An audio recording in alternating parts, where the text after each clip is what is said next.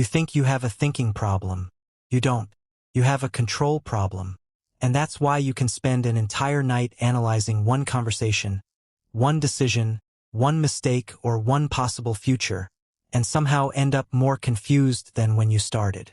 You call it thinking. You call it preparing. You call it being careful. But sometimes, you're just trying to force certainty out of a world that cannot give it to you. And here's the part that should make you uncomfortable. The more desperately you try to control what you cannot control, the more control you give it over your mind. Marcus Aurelius lived through war, betrayal, political pressure, illness, and death. He couldn't control most of what happened around him, but he understood something most of us spend years learning. And once you understand it, you'll look at your own overthinking differently. Because the first habit isn't about stopping your thoughts. It's about learning which thoughts deserve to be believed. The thought that starts the spiral. Think about the last time someone didn't reply to your message. First, nothing happens. Then your mind notices. They haven't replied. That's a fact. But then something changes. Maybe they're angry. Then, maybe I said something wrong. Then, maybe they don't respect me. Then, maybe I've ruined everything. Notice what happened. The situation didn't change. Your interpretation did. And this is where overthinking becomes dangerous. Your mind takes one small piece of reality and builds an entire story around it. Then your body reacts to the story as if it were fact. Your heart changes. Your mood changes. Your behavior changes. And suddenly you're suffering from something that hasn't actually happened. The Stoics had a radically different approach. Before reacting to an impression, they examined it. They asked, is this actually true? Or is this what my mind is adding? Try it. When your mind says, they hate me, ask, what do I actually know? When it says, I'm going to fail, ask, what do I actually know? When it says, something terrible is going to happen, again, what do I actually know? That question creates space. And sometimes, space is all you need to stop a thought from becoming a reality in your mind. But there's a deeper problem. Because even when you know something isn't certain, you may still feel the need to figure it out. And that's where the real trap begins. You're trying to solve tomorrow. Have you ever been lying in bed, completely exhausted, but your brain suddenly decides it's the perfect time to solve your entire future? What if I lose my job? What if this relationship ends? What if I make the wrong decision? What if everything goes wrong? And here's the strange part. You're not actually solving anything. You're experiencing tomorrow's uncertainty, today. You are borrowing pain from a future that hasn't arrived. Marcus Aurelius repeatedly reminded himself to return to the present because the present is where your power exists. Not tomorrow. Not yesterday. Here. So the next time your mind asks, what if? Don't immediately answer it. Ask something more useful. What now? What can I do right now? Can I prepare? Can I communicate? Can I work? Can I rest? Can I make one decision? If yes, do that. If no, release it. Because there is no prize for mentally living through tomorrow before tomorrow arrives. And this creates one of the most important Stoic distinctions you'll ever learn. Preparation is action. Worry is imagination without action. If you've thought about the same problem 20 times, but haven't taken one useful step, you're probably not preparing anymore. You're rehearsing fear. And there's another place where the mind does exactly the same thing. The past. When the past starts happening again. Imagine you're lying in bed. Suddenly, your mind remembers something embarrassing you said years ago. You remember their face, your exact words, the silence afterward. And for a moment, you feel the embarrassment again. But look closely. The event is over. The person may not even remember it. Your life has moved forward. Yet your mind has reopened the scene. Why? Because your brain believes that if it analyzes the past enough, can somehow change the ending. But it can't.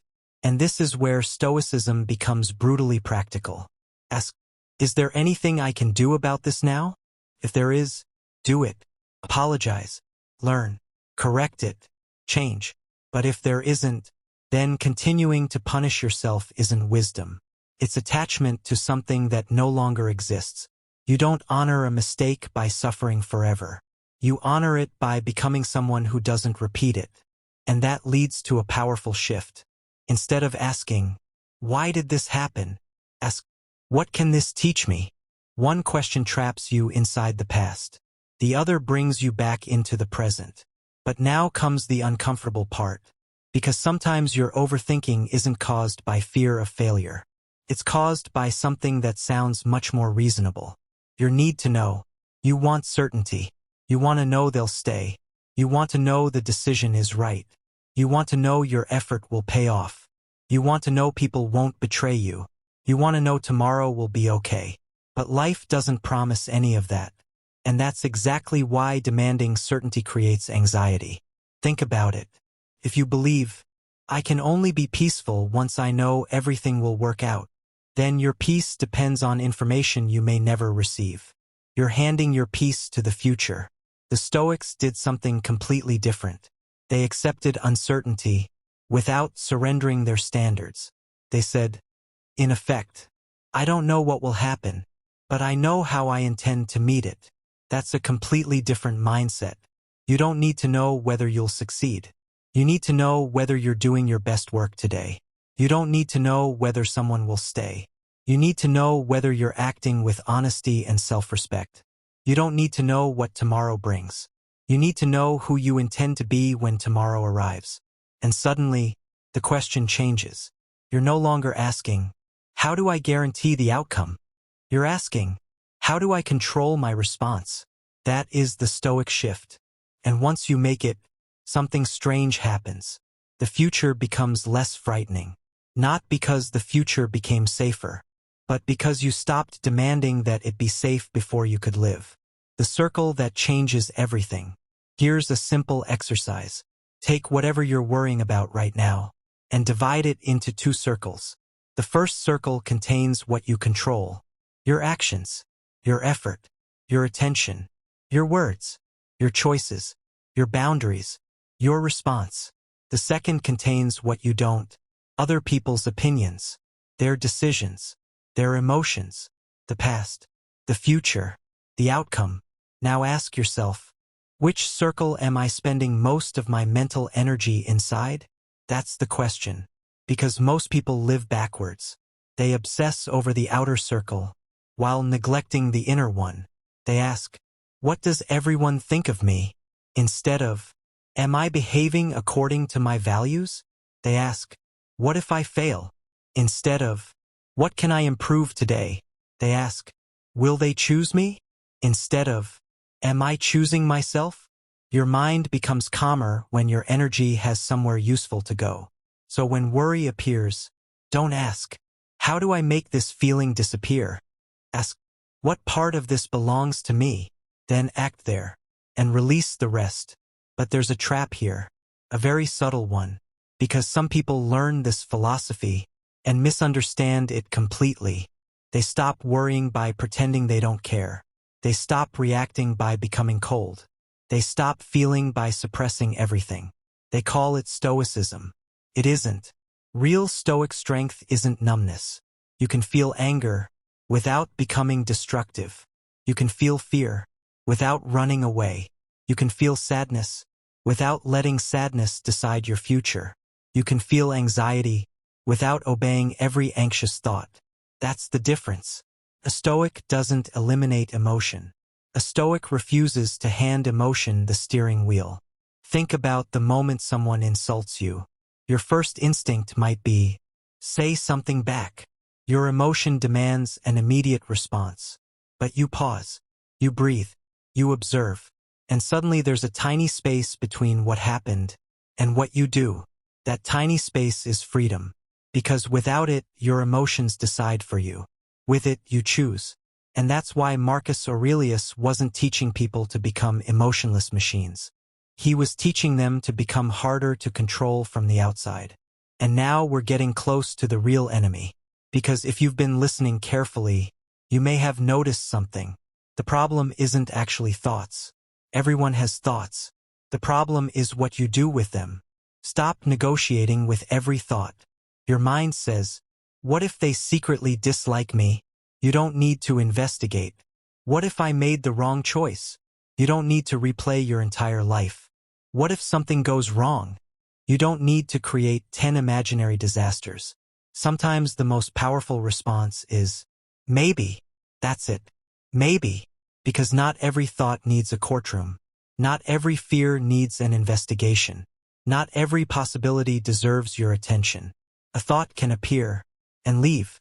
You don't have to chase it. You don't have to fight it. You don't have to prove it wrong. You simply notice it and return. Return to the work. Return to the conversation. Return to your breath. Return to the present. Because here's what most people don't realize. Overthinking survives on attention. The more attention you feed it, the more important it feels. So stop asking, how do I answer this thought? Start asking, does this thought require action? If yes, act. If no, let it pass. And now we arrive at the final habit, the hardest one, because it requires something your mind desperately hates. Accept that you will never know everything. This is the habit that changes everything. Accept uncertainty. Not because uncertainty is comfortable. It isn't. But because fighting reality doesn't make reality more cooperative. You may never know exactly what someone thinks. You may never know whether a decision will work. You may never know what tomorrow brings. You may never know whether your plans will unfold exactly as you imagined. And that's okay. Because courage isn't knowing everything will be fine. Courage is moving forward without that guarantee. That's what makes it courage. You can say, I don't know, and still act. I don't know, and still love. I don't know, and still build. I don't know, and still sleep peacefully tonight.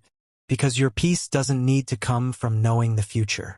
It can come from trusting the person you'll be when the future arrives. And that brings us back to everything. The 7 habits are really one habit. Look at what we've discovered. Separate facts from assumptions. Return to the present. Ask what now? Focus on your circle of control. Feel emotions without obeying them. Stop negotiating with every thought. Accept uncertainty. 7 habits. But underneath all 7, there is one principle. Stop demanding control over what was never yours. That's the deeper lesson. You don't need to control other people's opinions. You don't need to control every outcome. You don't need to know the future. You don't need to erase every uncomfortable thought. You don't even need to guarantee that life will be easy. You need to become someone who can remain grounded, even when life refuses to give you certainty. And that is a completely different kind of peace. The final revelation. Maybe you've been trying to stop overthinking the wrong way. You've been fighting your mind, trying to force it to become quiet, trying to eliminate every doubt, trying to guarantee every outcome, trying to make uncertainty disappear.